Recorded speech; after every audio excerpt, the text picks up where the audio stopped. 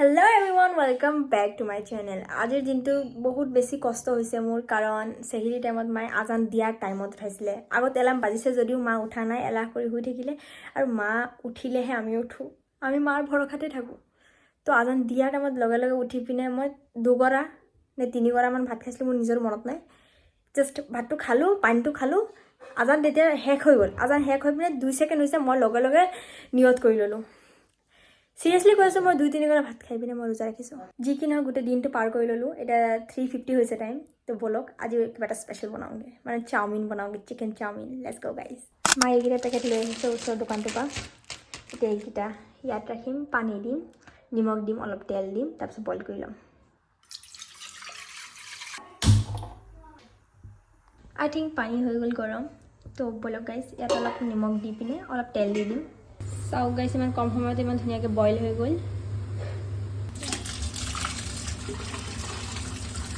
এতিয়া চিকেনখিনিত নহৰু আদাৰ পেষ্ট, হালধি গুড়ি, জলকীয়া গুড়ি, জিৰা গুড়ি, ধনিয়া গুড়ি আৰু নিমখ দি পিনে ওপৰেদি এটা এগ ভাঙি দি দিম। ইয়াৰ পিছত অলপ চাউলৰ গুড়ি দি দিম কাৰণ মোৰ ওচৰত বেচন নাই এতিয়া, আৰু নেমু চেপি পিনে ভালকৈ মিক্স কৰি ল'ম। কেৰাহীটো গৰম হৈ যোৱাৰ পিছত তেলখিনি দি দিম, দেন পিঁয়াজ।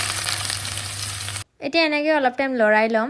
দেন ইয়াৰ ওপৰত পাঁচফোৰণ দি দিম আৰু নহৰু আদাৰ পেষ্ট অলপ। দেন আকৌ ধুনীয়াকৈ মিক্স কৰি ল'ম। ইয়াৰ পিছত নুডলছখিনি ঢালি দিম।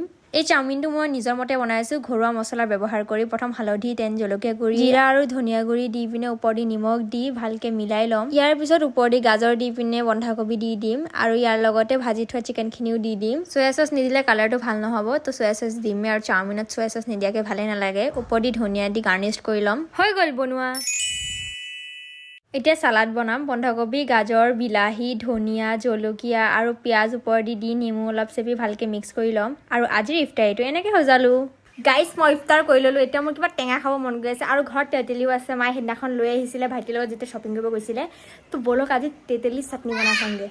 আজি মোৰ হেল্প কৰিব অংকিতে। অংকিত, আমি কি বনাম এতিয়া? তেতেলি। গুড। খাই ভাল পাওঁ নাই তই? অ'কে বল। আৰু এটা তই কি খাব বিচাৰি আছিলি? বিস্কুট। আৰু কিবা এটা কৈ আছিল ন মোক, বাইটা দিয়া বাইটা। খেজুৰ খাবা তুমি? এইটো নি খেজুৰ? সঁচাকে খাবি? তো তেতেলি ক'ত খাবি? তেতেলি কেনেকৈ খাবি? খাই ল'বি? পেটত জুৰিব তোৰ? মই এতিয়া এটা খেজুৰ দিম, তই নাচিব লাগিব হা? ল নাচ নাচ। তেতেলি চাটনিৰ কাৰণে মষ্ট ইম্পৰ্টেণ্ট বস্তু আছিল তেতেলি।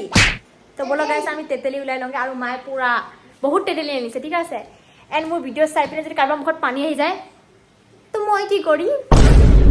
দেখা গাৰ্লছ, কিমান গাল তেতেলিৰ ভিতৰত। ৱাও, মজ্জাছে চাটনি কৰি খাম এতিয়া। প্ৰথম জলকীয়াখিনি এনেকৈ চেককৈ মাৰি চেপটা কৰি লওঁ, তাৰপিছত তেতেলি ল'ম। এনেকৈ কৰি ল'লোঁ। জলকীয়াকেইটা পুৰা চেপটা। এতিয়া ইয়াৰ ওপৰত অলপ তেতেলি দিম। প্ৰথম তেতেলিখিনি ওলাই লওঁ। চোৱা কিমান টেষ্টি লাগি আছে চায়ে, খাই কি মজা লাগিব। সানি লওঁ ভালকৈ গাইছ। পুৰা জ্বলাকৈ কৰিছে চাটনিটো।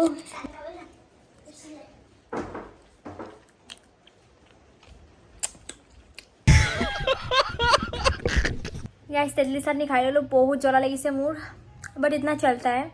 এণ্ড এতিয়া মই তাৰাবি নামাজৰ কাৰণে যামগৈ। আৰু অহাকালি হয়তো মই ব্লগ আপলোড কৰিব নোৱাৰিম চাগে, বাট যদি পাৰোঁ দেন আপোনালোকে ব্লগটো চাবলৈ নাপাহৰিব। কালিৰ ব্লগটো বহুত বেছি ইণ্টাৰেষ্টিং হ'ব গৈ আছে। কি হ'ব মই এতিয়া নকওঁ, কালিয়ে গম পাব আপোনালোকে, যদি মই পষ্ট কৰোঁ। আৰু নকৰিব পাৰোঁ কাৰণ কালি অলপো টাইম নাই মোৰ ওচৰত, বহুত ব্যস্ততাৰ মাজত দিনটো পাৰ কৰিম মই কালি। ৰোজাটো ৰাখিমেই বাৰু, কালিও ৰোজা ৰাখিয়ে কৰিম যি কৰিম। তো অ'কে ফাইন গাইজ, আজি ব্লগটো মই ইয়াতে শেষ কৰি আছোঁ। আকৌ লগ পাম দোকানেদি মজাৰ ভিডিঅ'ৰ সৈতে। তেতিয়ালৈকে আপোনালোকে ভালে থাকক, সুস্থ থাকক। Bye bye.